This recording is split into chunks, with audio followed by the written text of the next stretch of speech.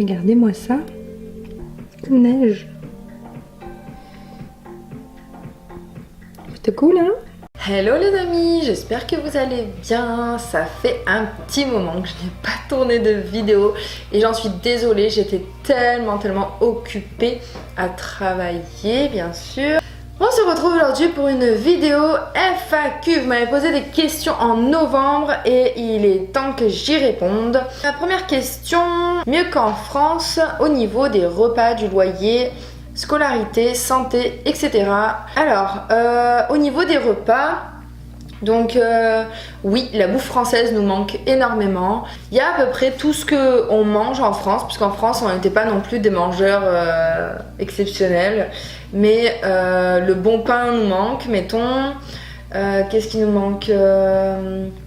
Qu'est-ce qui nous manque? Je réfléchis comme ça, oui, du bon fromage. Parce que la France, on sait que le pain et le fromage, bah, c'est le truc de ouf. Mais après, on reste des gens très normaux, en fait, on va dire. On mange beaucoup de pâtes, beaucoup de riz, beaucoup... En fait, ça reste toujours la même routine qu'en France. On n'a pas vraiment évolué au niveau des repas. On mange à peu près la même chose qu'en France.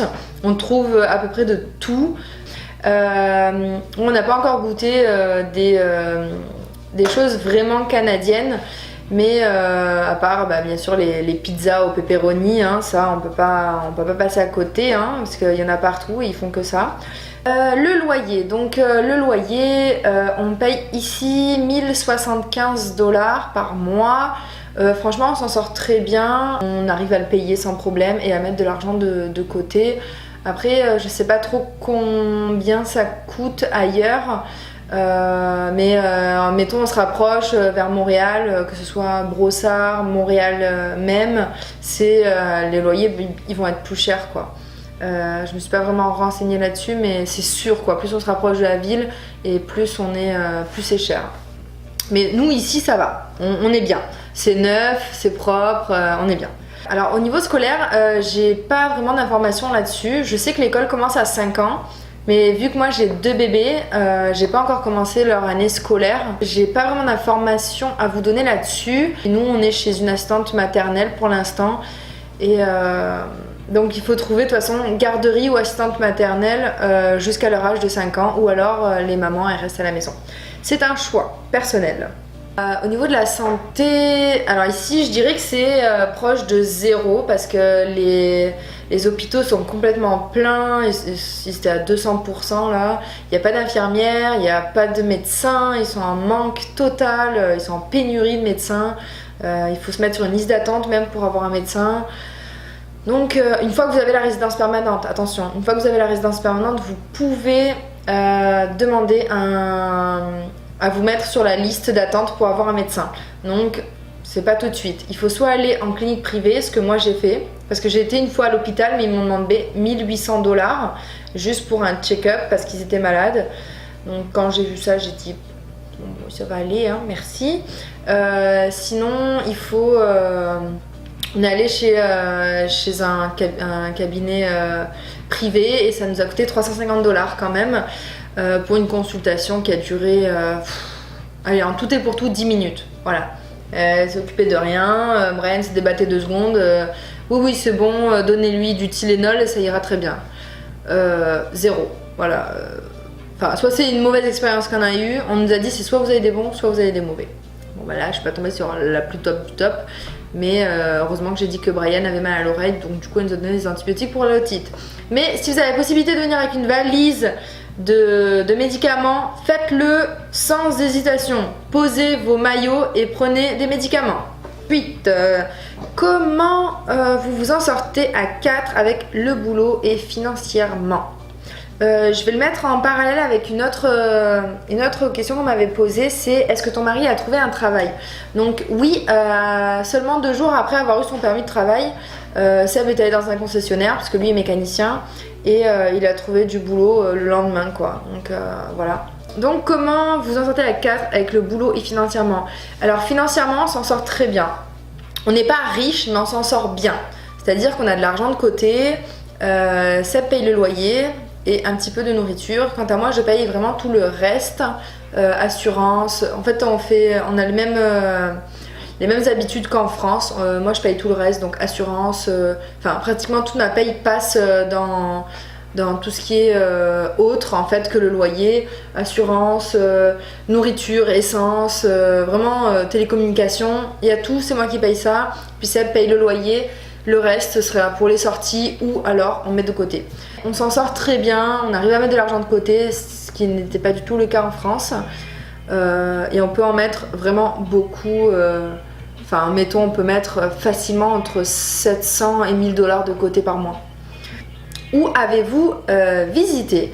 Où est-ce qu'on a visité? On n'a absolument rien visité. On est allé vite fait à Montréal, là où il y a la Grande Roue au Vieux-Port, mais bon, c'est pas exceptionnel.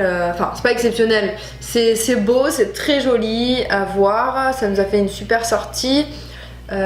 Sinon, on a... Je suis en train de chercher, mais non, on n'a rien visité vraiment. En fait, on s'est concentré qu'on est arrivé ici. Il fallait que je trouve un travail, donc j'ai trouvé un travail dans les 2 mois.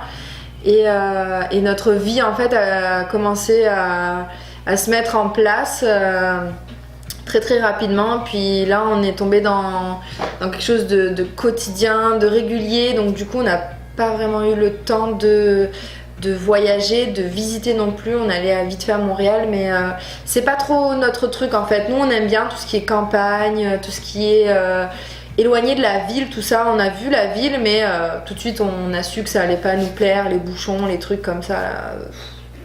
Non merci.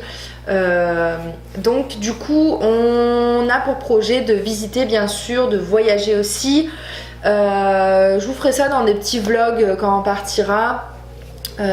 J'ai même dans l'idée de partir d'ici quelques jours peut-être pour l'anniversaire de mon fils, donc je vous filmerai tout ça et je vous ferai une vidéo là-dessus.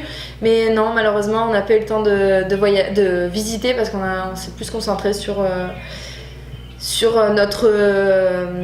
notre quotidien là tout de suite, gagner de l'argent pour pouvoir justement visiter, mais ça vient dans nos projets 2019, vous inquiétez pas, on va visiter, on va voyager sans problème, franchement on n'a pas peur là-dessus. Comment se passe ton premier hiver ici? Alors on va dire que c'est pas le pire hiver, on s'adapte facilement en fait, faut juste une bonne tenue, des bonnes bottes de ski,